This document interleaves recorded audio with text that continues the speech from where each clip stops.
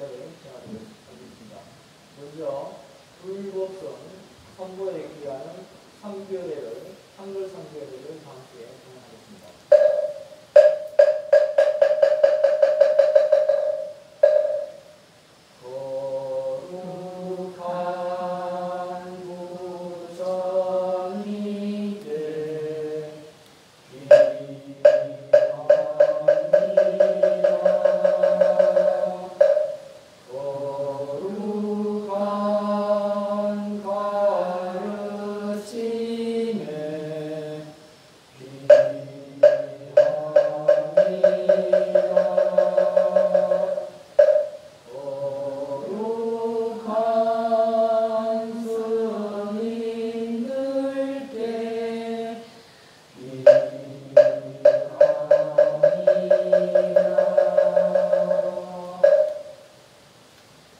선체로 합장마개로 1회를 대신하겠습니다.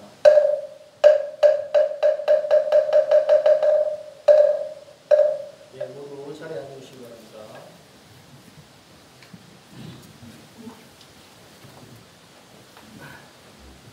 반갑습니다.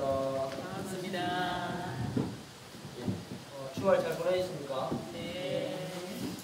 주말에 태풍이 좀 와서 아마 태풍 피해 어땠습니까, 다들?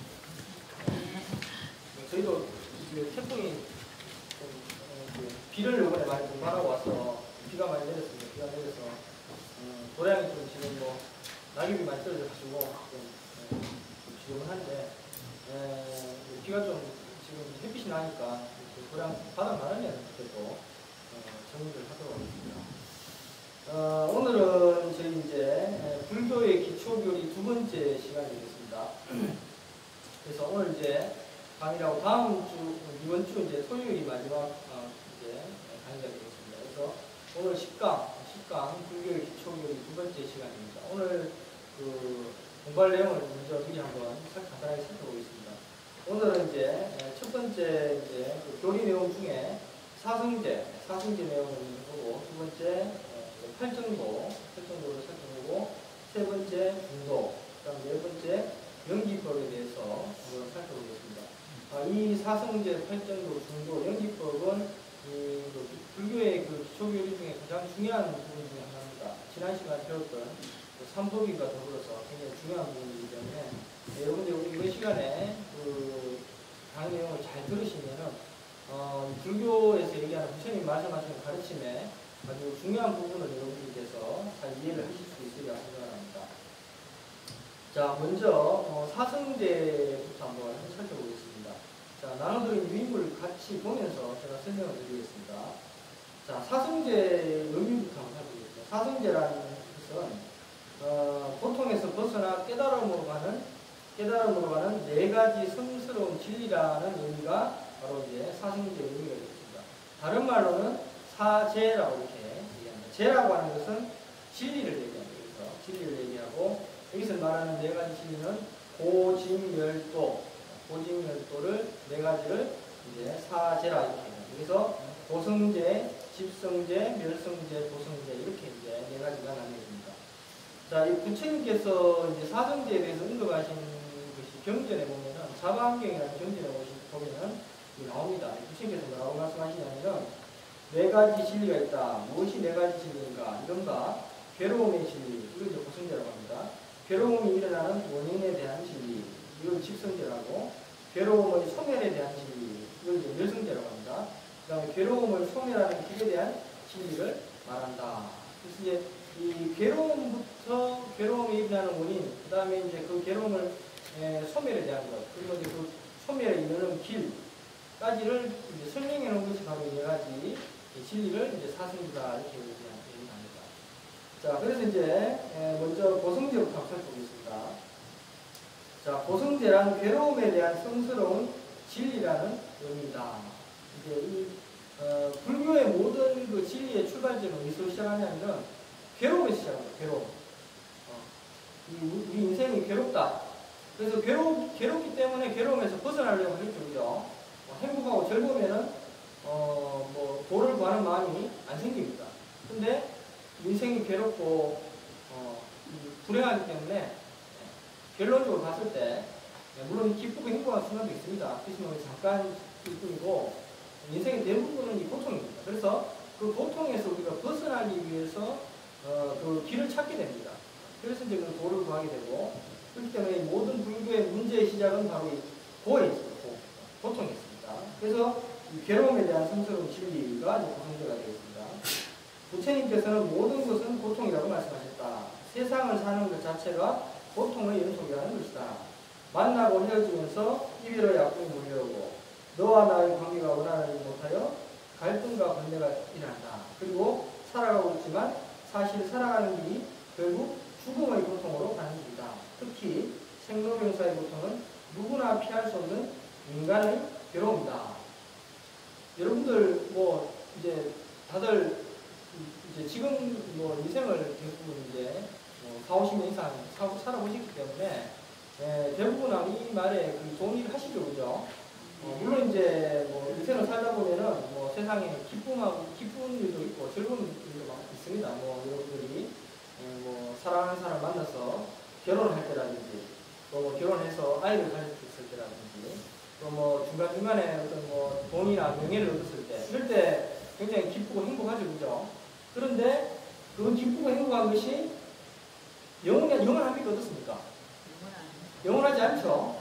잠시 잠깐 기쁘다가 그 기쁨이 뭐 길어봐야 뭐 일주일도 안 가죠, 그죠?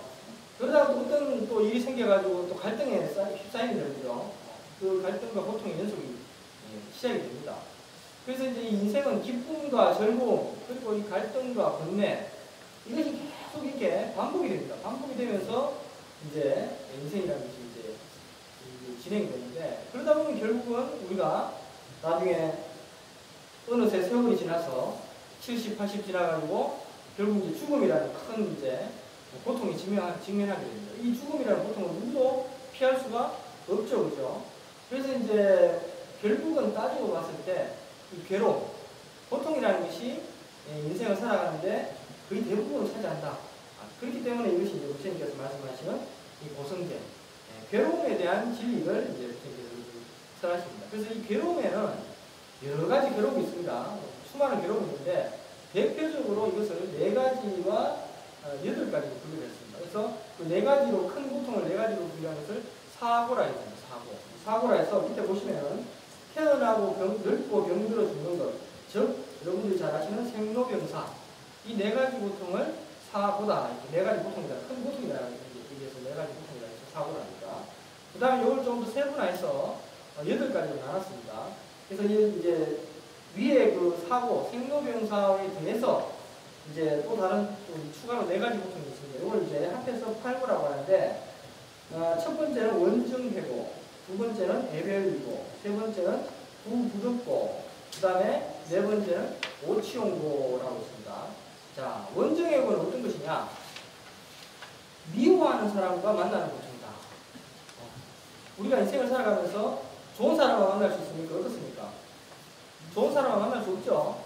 살다 보면은 뭐 내가 마음에 드는 사람도 만날 수 있지만 또 참 정말 이 사람은 내가 꼴 보기 싫은 사람이 있는데 정말 직장을 살아가면서도 그렇고 뭐 또 집에도 그런 사람이 있는지 모르겠습니다. 그런데 그 사람하고 평생을 살아야 되죠, 그죠? 그래서 이제 이게 이제 자기 마음대로 안 돼요. 뜻대로 안 됩니다. 살아가는 것 자체가 뭐 미워하는 사람 만나는 것은 당연한 일입니다. 좋은 사람은 만날 수 없습니다. 살아가면서 또 애별이고 사랑하는 사람과 헤어지는 것도 뭐 부모님과 헤어진다든지 부모님과 영원히 사귈 수 없잖아요, 그죠? 천년만년 사귈 수 없고 또 사랑하는 뭐 가족들하고 헤어지는 그런 고통이 있습니다. 죽음 때문에 헤어질 수 있고 아니면 뭐 다른 이유 때문에 뭐 여러 가지 환경 때문에 같이 못 살게 되는 그런 환경에 처할 수도 있고 그것이 바로 이제 애별이고 이제 헤어지면서 느끼는 고통입니다. 그 다음에 이제 부부득고 원하는 것을 얻지 못하는 고통. 이 세상에 여러분들이 원하는 것을 다 얻을 수 있습니까? 없습니까? 다 못하죠, 그죠? 돈이든 명예든 자기가 원하는 대로 되질 않습니다. 되면은 여러분들 절에 안 오겠죠? 절에 올 필요가 없죠, 되면은, 그죠? 뭐 원하는 대로 다 되는데 절에 바로 와서 부처님한테 믿겠습니까? 그죠? 안 되니까 오는 거예요. 그래서 이것이 바로 우리가 얘기하는 부부득고다. 원하지 않는 것을 원하는 것을 얻지 못하는 고통이다. 이건 누구나 또 어느 중생이라도 피할 수 없는 이 고통입니다. 아무리 돈이 많은 사람도 이 고통에서 벗어날 수 없습니다. 돈 많다 해서 뭐 자기 원하는 거 다 가질 수 있느냐? 그렇지 않죠? 돈이 많다 해서 자기가 천년만년 살 수 있습니까? 없습니까? 못 살죠, 그죠? 그와 마찬가지로 원하는 것을 얻지 못하는 고통입니다. 누구를 거라는 겁니다. 자, 그 다음에 마지막에 이제 오치온구라고 하는데 이것이 여러분이 조금 이제 생소한 단어가 되겠습니다. 오치온이라는 말이 있는데 이것은 인간으로 살아가고 있는 생존 그 자체가 고통이다. 오치온이라고 하는 것은 이제 줄여서 오온이라고 합니다. 오온. 이거 이제 오온이라고 같은 말로 오온이라고 하는데 우리가 이제 반야신경을 여러분들이 독경하다 보면 조견, 오온, 개공도 이렇게 하는 구절이 나옵니다. 저희 다니신 분들 아실 거예요.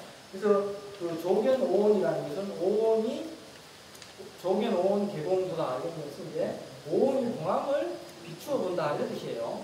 여기서 말하는 오온이라는 것은 한마디로 얘기하면 인간의 몸과 마음을 얘기합니다. 인간의 몸과 마음을 얘기하는데 오온을 한번 설명을 제가 이제 한번 보면서 설명을 드리겠습니다. 인간은 색수상행식의 오온으로 구성되어 있다. 인간을 구성하는 거예요. 인간이라고 하는 거예요. 몸뿐만 아니라 마음도 포함됩니다. 그래서 이제 색이라는 것은 몸을 이루고 있는 물질 일반을 말합니다. 우리 몸을 구성하고 있는 모든 물질을 색이라고 얘기해요. 그다음 나머지 수상행식은 우리 마음에 대한 부분입니다. 그래서 수라는 것은 외부 대상을 느끼고 받아들이는 감수작용. 그래서 외부에서 어떻게 좋은 게 느껴지고 뭐 나쁜 게 느껴지고 싫어하는 게 느껴지고 이런 게 느끼지 않습니까? 그죠? 그것을 받아들이는 것을 수라 이렇게 얘기합니다. 그 다음에 상이라는 것은 감각으로 받아들이는 느낌을 자신의 경험한 내용을 바탕으로 지각하는 작용. 예를 들어서 꽃을 봤는데 여러분들이 꽃을 봤는데 저 꽃이 딱 봤을 때 저 꽃이 아름답다 이런 생각이 느낌이 들죠. 그게 수라고 하면은 자, 이 꽃을 봤는데 이 꽃이 붉은색이고 굉장히 아름답고 이곳은 내가 어디 옛날에 본 기억이 있다. 이건 옛날에 봤던 장미구나. 이제 그걸 생각하는 거예요. 장미라고 딱 생각이 들어오는 거예요. 이걸 이제 상이라고 합니다. 자, 근데 우리가 이제 보통 이걸 이제 지각할 때 그 감각의 데이터를 있는 그대로 보지 않고 내 생각의 틀 속에 있는 개념과 이름으로 파악합니다. 내 생각으로, 고정된 생각으로 파악하는 거예요. 원래 장미라는 것이 장미라는 이름이 있습니까? 없습니까? 원래는 장미라는 이름이 없죠. 그 사람이 그냥 장미라고 붙인 거예요. 원래는 장미라는 이름이 아니다. 그 장미꽃은. 그 꽃의 이름은 아무도 몰라요. 그렇지만 사람들이 이 꽃은 장미꽃이라고 우리가 부릅시다. 약속을 한 거예요. 이 꽃은 해바라기 꽃이라고 부릅시다. 약속을 한 겁니다. 그래서 그 꽃을 보면은 누구나 다 이것은 장미꽃입니다. 이것은 해바라기 꽃입니다. 이렇게 이제 얘기하지만 실상 그 꽃은 원래 이름은 장미도 아니고 해바라기도 아닙니다. 그죠? 그 꽃의 이름이라는 것은 우리 생각의 틀 속에 있는 개념과 이름으로 그 꽃을 우리가 파악하게 된다. 그런 뜻입니다. 그래서 그것을 이제 상이라 이렇게 얘기합니다. 그 다음에 행이라고 하는 것은 행동 의지를 말한다. 이것은 마음을 이끌어 어떤 행위를 하게끔 하는 것으로 의욕 내지 결심, 노력 등을 말한다. 자, 그래서 우리가 장미꽃을 봤습니다. 아름답습니다. 그죠? 그러면 가서 내가 장미꽃을 끊고 싶은 생각이 딱 들어요. 아름답기 때문에 가지고 싶은 생각이 듭니다. 그죠? 이걸 내가 가져야 되겠다. 그러면 가서 이제 끊습니다. 끊는 것을 뭐라 한다? 행위라 한다. 이걸 내가 끊어야 되겠다. 생각을 일으키는 것을 행위라 한다. 이렇게 여러분들이 이해를 하시면 되겠습니다. 자, 그리고 이제 식이라는 것은 그렇게 내 마음을 이끄는 대상에 대하여 분석하여서 이렇다 저렇다 판단하는 작용이다. 그래서 장미꽃을 뜯어가지고 이렇게 딱 봤을 때, 이 장미꽃이 색깔이 어떻고, 이게 아름답고, 뭐, 이게 보니까 꽃잎이 몇 개 있고, 뭐, 이렇게 막 분석을 해요. 그걸 이제 생각을 하는 것을, 종합적으로 생각하는 것을 뭐라고 한다? 식이라고 한다. 그래서 우리 인간은, 인간을 이루는 물질, 이걸 뭐라 한다 했죠? 인간을 이루는 물질, 맨 먼저 얘기했던 색이라고 했죠. 그 다음에 나머지 수상, 행식을 마음이다. 이렇게 얘기를 합니다. 그래서 이 몸과 마음을 이제 우리가 한마디로 표현하면 오온이다 이렇게 알 수 있습니다. 근데 우리가 이제 보통 이런 인간들이 우리 인간들은 이러한 인간을 구성하고 있는 오온에 대해서 집착을 합니다. 집착을 하고 그것을 실체화시키며 고정화시킵니다. 그래서 마치 내가 존재하는 것이 어떤 영혼이 존재하는 것처럼 착각을 하고 있어요. 인간은 누구나 내가 실제로 있는 것처럼 착각을 하고 있습니다. 그래서 이제 거기에서 우리 착각하기 때문에 있다고 생각하기 때문에 집착을 합니다.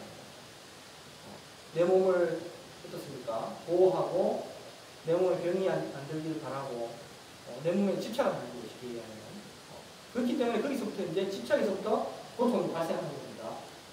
그래서 이것이 이제 그 마지막에 얘기했던 오치용고의 의미가 되겠습니다.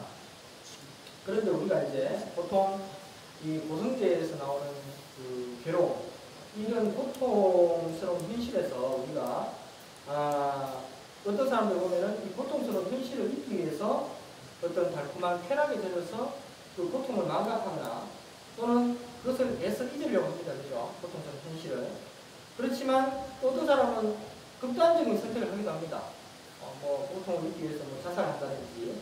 요즘 보면 그런 사람들이 많죠. 그죠? 극단적인 선택을 많이 하는데, 그렇지만 이것은 고통을 해결하는 방법이 아닙니다. 잠깐 고통을 피할 수는 있지만 영원히 그 고통을 면할 수 있는 방법은 아니다.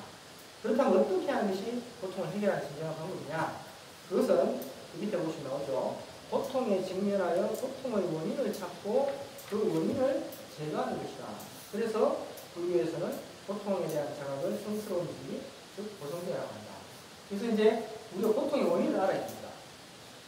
고통을 해결하기 위해서는 고통의 원인을 알아야 된다. 의사가 병이 걸리면은 그 병을 치료하려면 병의 원인을 알아야 되죠. 병의 원인을 모르면 의사가 병을 치료할 수 있습니까? 없습니까? 없습니다. 절대. 그죠? 원인을 알아야 됩니다. 마찬가지로 이 고통의 원인을 알아야지 고통을 벗어날 수 있습니다. 그래서 그 고통의 원인을 아는 것이 바로 집성제입니다. 두 번째 집성제로 보겠습니다. 집성제는 고통이 생기는 원인을 말한다. 집은 불러 모은다는 뜻이다. 집이라는 것은 한자로는 모을 집자예요. 그래서 모은다. 모은다는 뜻이에요. 그래서 고통이 어떻게 생기는가? 고통의 원인은 무엇인가를 분명하고 확실하게 밝히는 것이 집성제이다. 근데 경전에서는 부처님께서는 뭐라고 무엇이 그런 고통의 원인인가 어떻게 말씀하시냐면 모든 괴로움이 생기는 원인은 자기중심적인 과도한 욕망과 집착 때문이라고 하겠다.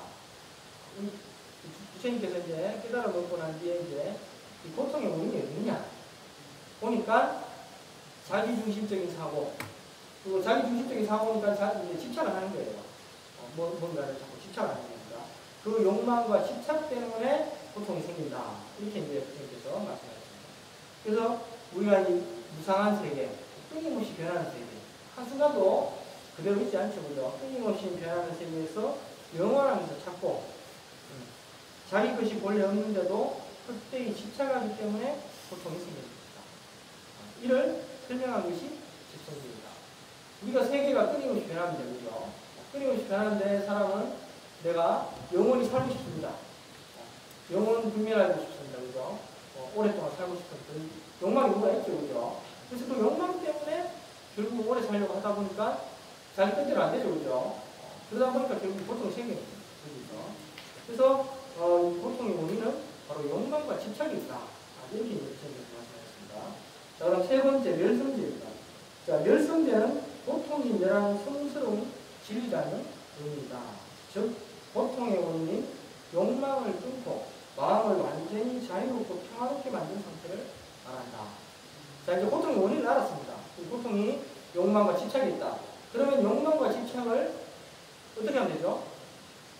벗어나면 되죠? 버리면 되죠? 그죠? 욕망과 집착을 버리면 그 고통에서 벗어나는 거죠. 그래서 그 고통이 욕망을 끊고 또 집착을 내려놓고 마음을 완전히 비우게 되면은 마음이 이제 고통에서 벗어나서 평화롭고 자유롭고 아주 행복한 그런 상태가 되는 것입니다. 자, 그래서 이 열을 뭐라고 하냐면 다른 말로 열반이다 이렇게 얘기합니다. 열반. 불교에서는 열반이다 이렇게. 그래서 열반의 의미는 번뇌의 불길, 욕망의 불길, 분노의 불길이 꺼져서 마음이 아주 고요하고 행복하며 자유로운 상태를 바로 열반이다 이렇게 얘기합니다. 그래서 이 열성제에서 부처님이 말씀하신 내용은 바로 열반이 문제가 있습니다. 그래서 고통에서 벗어난 해탈, 그러니까 열반의 다른 말은 또 해탈입니다. 해탈. 열반의 경지가 있음을 가르치는 것이 바로 결성제가 되겠습니다. 자, 그러면 이제 열반에 이르는 길은 어떤 것인가? 열반이 이제 고통에서 벗어나는 것인데 그 길을 제시하는 것이 마지막 이제 도성제입니다. 이것은 열반에 이르는 길이라는 의미로 고통을 없애고 열반에 이르는 현실에서의 실천 활동을 말한다. 여기서 얘기하는 실천 활동은 이제 간단하게 말씀드려서 수행입니다. 수행을 얘기합니다. 우리가 열반에 이르기 위해서는 어떠한 수행을 하면 열반에 이를 것인가, 어떤 실천 활동을 될 것인가, 그걸 설명하는 거예요. 그래서 8가지의 다른 길이 있습니다. 이 정도에는. 이것을 8정도라 이렇게 부처님이 말씀하셨습니다. 그래서 이제 이 도성제 내용 중에 이 8정도 내용이 있는데 그 다음 8정도 내용을 보겠습니다. 자, 8정도는 열반에 이르는 8가지 다른 길이라는 것으로 다음과 같다. 자, 첫 번째는 정견입니다. 정견은 뭐냐? 바른 견해이다. 부처님께서는 사승제와 중도를 바로보는 것이 정견이라고 하셨다. 우리 앞에 배웠던 보진멸도 사승제, 그리고 이제 중도는 이제 우리 좀 따라 나옵니다. 중도를, 사승제와 중도를 바로 이해하고 바로 보는 것, 그것이 바로 정견이다. 바른 견해다. 이렇게 말씀하셨어요. 그래서 이 바른 견해가 굉장히 중요합니다. 바른 견해가 있으면 그 다음에 이제 그 8정도 뒤에 부분이 바른 견해가 있어야지만 뒤에 부분이 같이 갖추어지는 겁니다. 두 번째는 뭐냐? 정사유입니다. 정사유라는 것은 바른 생각, 바른 마음가짐, 혹은 바른 결심이라고 이렇게 우리가 풀었습니다.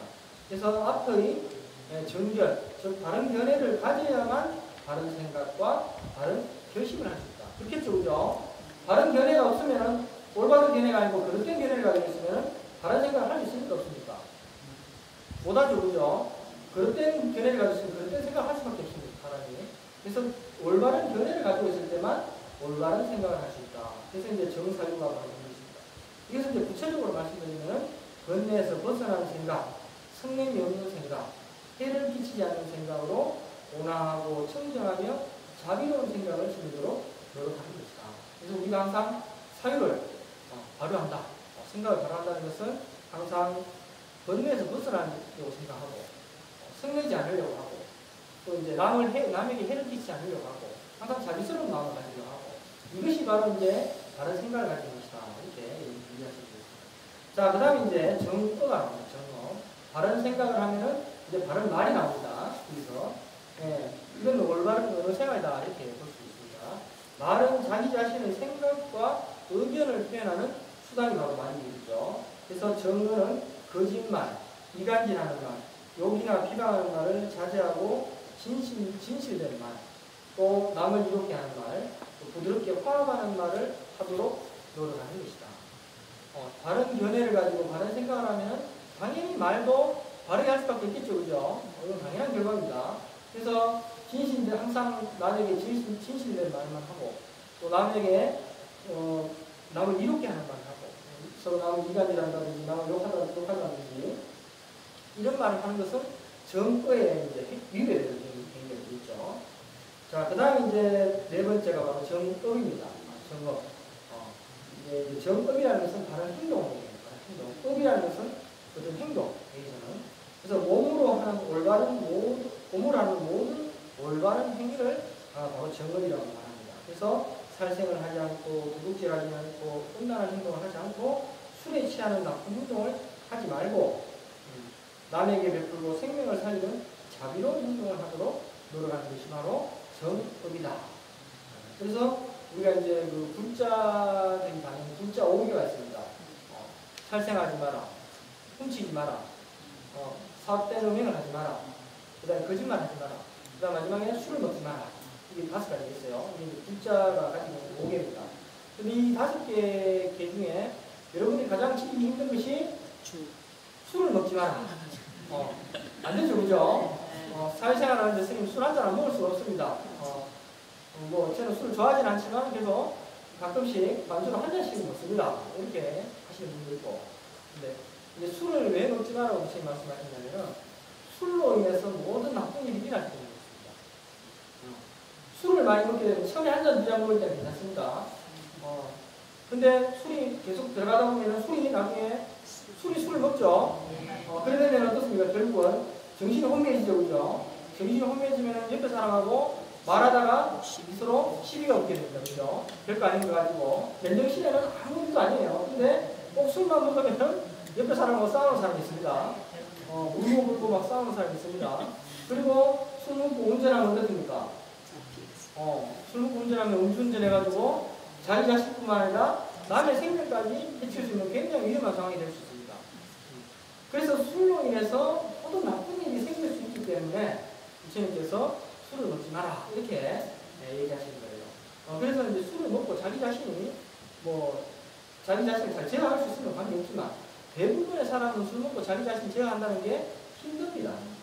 힘듭니다. 그래서 여러분들이 간단하게 집에서 한 잔 먹고 이렇게 하는 건 관계없는데 술을 많이 먹고 이렇게 하는 것은 이제는 될 수 있으면 자제하는 게 좋다. 그래서 그것이 바로 이제 정업의 내용이 되겠습니다. 자, 그 다음에 정명, 다섯 번째 정명이죠. 정명은 뭐냐? 바른 생활이자 바른 직업을 말한다. 옳은 일에 종사하고 몸과 마음과 말, 즉 신부의 삼업을 청정히 하면서 바르게 사는 것을 말한다. 좀 더 구체적으로 말하면 바른 직업관을 가지고 생업에 임해야 한다. 그리고 부처님께서는 수행하는 스님들은 정성술이나 고의대부 등의 사고파는 행위를 해서는 안 된다고 말씀하셨다. 그래서 정명이라고 하는 것은 우리가 생활을 할 때 이 바른 직업을 가지는 것이 중요하다. 바른 직업을 가지는 것이 중요하다. 그래서 직업에는 귀천이 없다. 이런 얘기 하죠, 그죠? 그 얘기 하는데 물론 귀천이 없는 건 맞습니다. 그렇지만 우리가 직업을 가짐에 있어서 처음 직업을 선택할 때 이걸 좀 신중하게 생각할 필요가 있습니다. 될 수 있으면은 살생을 한다든지 도둑질을 한다든지 음행을 한다든지 이런 게 관련된 직업은 될 수 있으면은 피하는 게 좋습니다. 왜냐하면 그 직업을 통해서 자기가 자기도 모르게 업을 짓기 때문에 먹고 살기 위해서 내가 어쩔 수 없이 이걸 합니다. 지금 어떻게 바꿀 수 없습니다. 이런 분들이 있습니다. 그렇죠? 그럼 어떻게 해야 됩니까? 고민을 합니다. 이거 저희 가니까 스님이 바른 직업 가져야 된다는데 나는 지금 술 파는 직업 하고 있는데 이거 어떻게 해야 되나? 수지 그만해야 되나? 고민하는 사람이 있습니다. 실제로 그런 사람이 있어요. 그러면은 이제 이런 사람들이 고민이죠. 그렇다고 해서 당장 그걸 그만두면 어떻게 할 게 없습니다. 그죠? 그래서 그런 분들은 직업으로 그걸 하되 반대급부의 일을 해주면 돼요. 반대급부. 선행을 많이 해주면 된다는 말입니다. 쉽게 예를 들어서 내가 이렇게 횟집이나 이런 데서 내가 장사한다. 그러면은 어쩔 수 없이 생업을 하잖아요. 그죠? 그러면은 그걸 하는 대신에 내가 방생을 많이 하는 거예요. 방생. 고기를 많이 살린다든지 방생 반대급부를 하면 돼요. 그러면은 그 생업으로 어쩔 수 없이 하지만 그 일이 이제 어느 정도 상세가 됩니다. 안 하면 제일 좋고, 안 하면 좋지만 안 할 수 없잖아요. 내가 살아가는데 먹고 살기 위해서 살아가야 되기 때문에. 그래서 그런 것이 바로 이제 우리 중생 살아가는데 어쩔 수 없습니다. 이건 보통이 항상 다른 거예요. 누구나 다 가지고 있는 보통입니다. 그래서 그것을 직업을 선택할 때 첫째는 선택할 때 첫째 잘 선택을 해야 되고 부득이하게 내가 어쩔 수 없이 그런 직업을 선택했다. 그러면은 그 직업에 반대되는 극부의 일을 내가 선행을 많이 베푸면은 좀 그것이 많이 완화가 될 수 있습니다. 그래서 그것을 바로 이제 정명이다 이렇게 우리가 얘기합니다. 자, 그 다음에 여섯 번째는 정정진이라고 합니다. 정정진은 뭘 얘기하느냐? 이제 이거는 바른 노력, 바른 노력을 얘기합니다. 그래서 괴로움의 소멸이라는 목표를 향해서 물러섬이 없이 바르게 노력하는 것을 바로 정정진이다. 이제 괴로움의 소멸. 이제 괴로움의 소멸은 아까 뭐라 했죠? 열반이라고, 그죠? 열반 해탈이라고 그죠? 그 해탈이라는 목표를 향해서 우리가 물러섬이 없이 꾸준하게 정진하는 것. 이것이 바로 정정진입니다. 즉, 깨달음을 향해 나아가는 힘없는 노력을 말한다. 구체적으로는 탐진치, 삼독의 번뇌가 일어나지 않도록 예방합니다. 우리 지난 시간에 제가 삼독 설명드렸죠? 탐진치, 탐욕과 성냄과 의석은 이 세 가지가 독과 같다 해서 이걸 삼독이다 이렇게 얘기했죠. 그래서 삼독을 개정해 사막으로 대치를 해서 우리가 수행을 통해서 개정해 사막으로 다스려야 된다 이렇게 말씀드렸습니다. 그죠? 자, 그래서 이 번뇌가 일어나지 않도록 사막으로 예방을 하고 또 만약 이미 일어났으면은 그것을 끊고 지혜를 개발하여 유지하려는 노력을 계속해 나가는 것이 바로 정정진이 되겠습니다. 그리고 이제 정정진을 한 다음 이제 정령, 7번째 정령입니다. 이것은 이제 바른 마음 챙김 또는 바른 깨어있음, 바른입니다. 바른 깨어있음이라고 이렇게 합니다. 이것은 마음의 움직임과 느낌에 대해서 마음을 챙겨 바로 깨어있는 것이다. 그러니까 구체적으로 얘기하면 연구를 할 때는 영하는 대상에 마음을 집중하는 것이요. 연구를 우리가 내가 한다. 남아미타불 관세음보살 한다면 그 남아미타불 관세음보살하는 대상에 대해서 내가 집중을 해서 깨어있는 거예요. 나 생각하지 않고.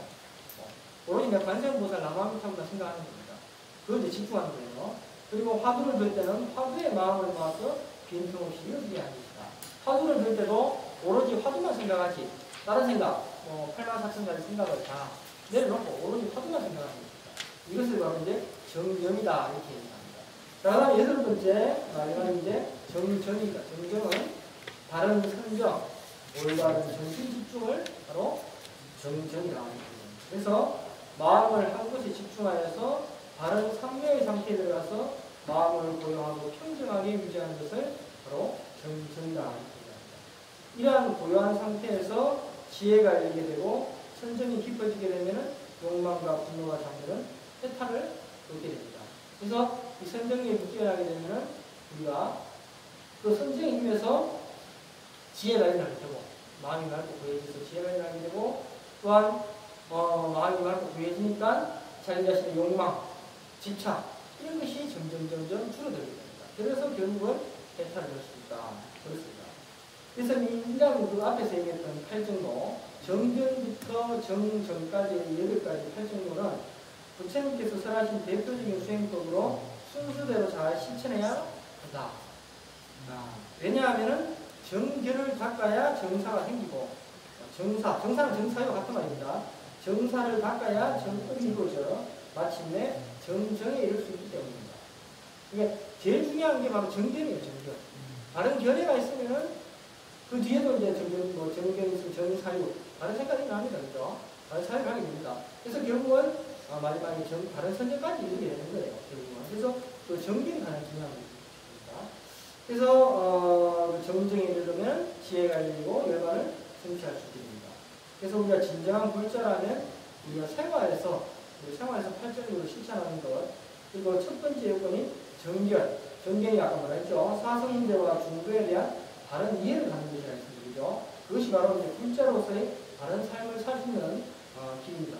그래서 이제 정견에 대해서 아까 이제 설명하면서 중도가 어떤 것인가를 이제 다음에 설명드리겠습니다. 지금 이제 중도를 한번 살펴보겠습니다. 자, 여러분들 중도란 말 많이 들어보셨죠? 보통 우리가 이제 방송에서 이런 얘기를 합니다. 중도 보수청 해가지고 그 얘기 들어보셨습니까? 주로 정치인들이 이제 정치하는 사람들이 중도 얘기를 많이 합니다. 그죠? 또 이런 얘기를 하면 대성적인 입장에서 이런 얘기 한다. 그죠? 대성적이라는 말은 이게 불교에서 나오는 말인데 원래 의미하고 좀 다르게 얘기를 하는 이 사람들이 중도라는 말도 여기도 속하지 않고 저기도 속하지 않는 사람들이 이제 보통 중도라 이렇게 방송에 얘기하는데 원래 중도라는 것은 그런 의미가 아닙니다. 불교에서 말하는 얘기는 중간한 상태를 중도를 하지 않는데 거기서는 차용을 해가지고 그렇게 의미를 합니다. 근데 중도라는 어떤 의미인가? 자, 중도라는 것은 양극단에 치우치지 말라는 실천적 가르침이다. 극단이 있습니다. 극단. 이거는 옳고 이거는 틀렸다 하는 이것이 극단이에요. A라는 선택이 있고 B라는 선택이 있습니다. 그러면 우리가 보통 예를 들어서 아까 정치 얘기했으니까 진보, 보수 이렇게 나눠가지고 나는 진보다.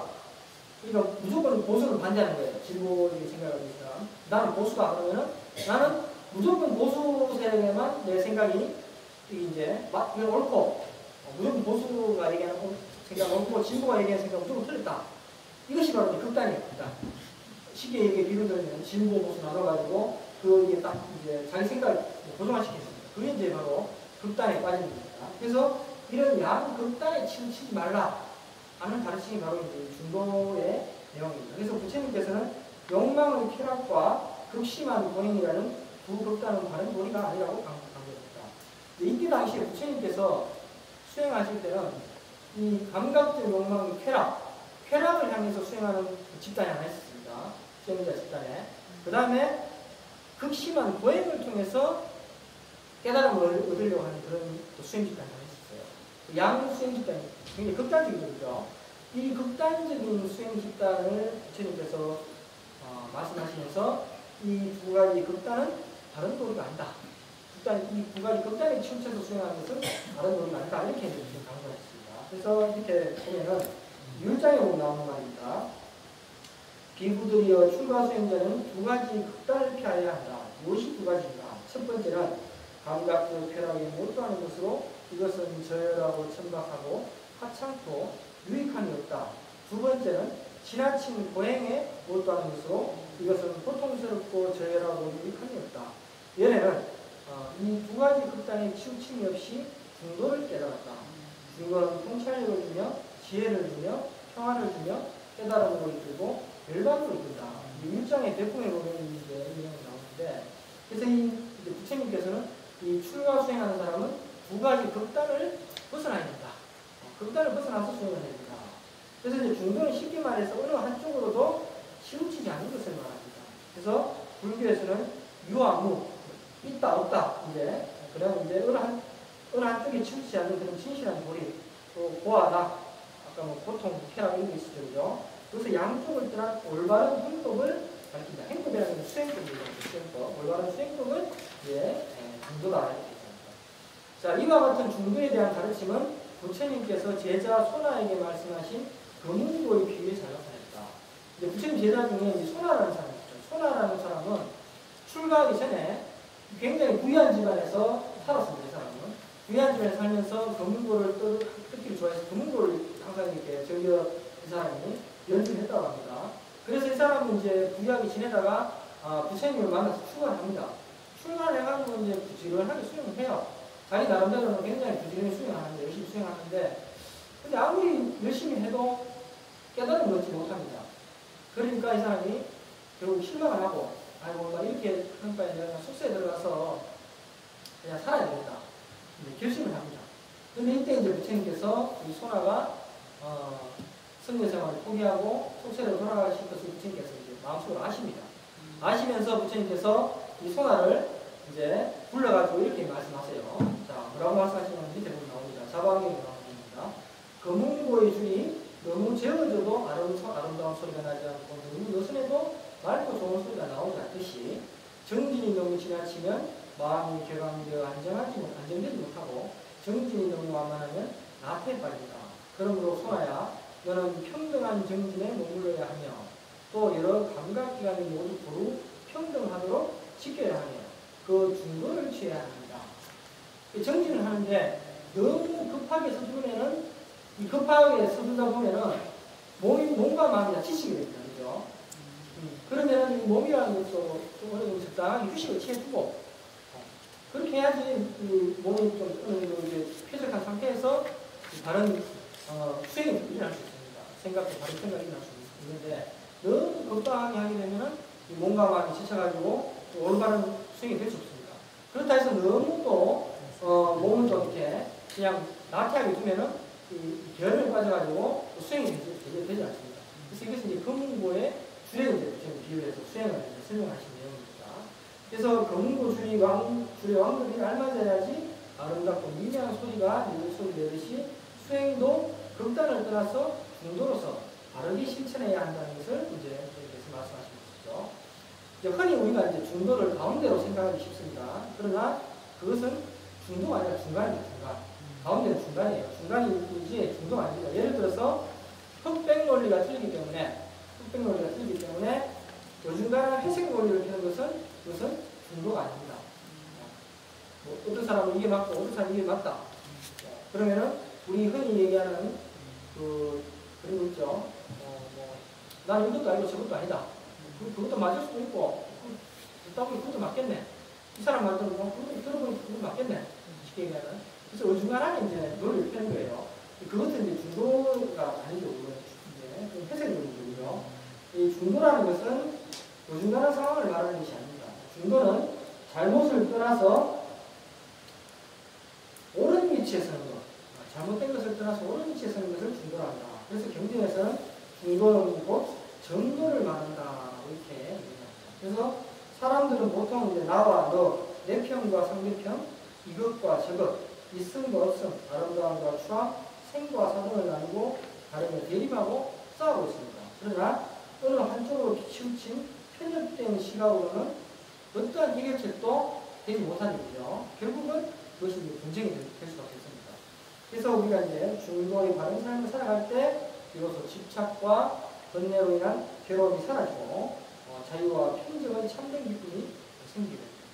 그래서 앞서 설명한 8정도, 이 8정도 8가지 바른 길이 바로 부처님이 말씀하신 중도의 내용입니다. 중도. 중도가 아까 정도라고 했죠. 그죠? 바른 길이라고 했습니다. 그죠?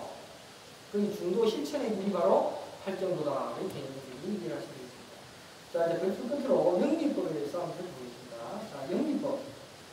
구도자 시타르타, 이 서강모니 부처님이 이제 출가하기 전에 이제 법다와 시타르타고 이제 왕자의 이름이 이제 법다와 시타르타였다고 말씀드렸습니다. 시타르타는 법을 깨달아서 마침내 부처가 됩니다. 그래서 6년 동안 각고의 수행 끝에 새벽에 별을 보고 깨달은 진리, 그것이 무엇인가 하면 바로 그것이 영기법이다. 이렇게 얘기를 합니다. 그래서 영기라는 것은 인연생기의 줄임말. 인연생기라고 하는 것은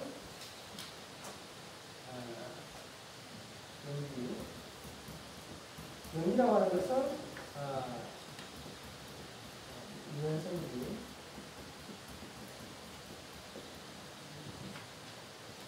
그래서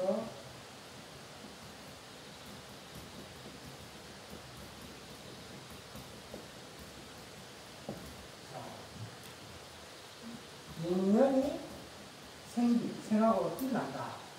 인이라는 것은 여기서 얘기하는 것은 어떤 원인을 얘기합니다. 원인. 그리고 영이라는 것은 그 원인에 따른 조건을 얘기합니다.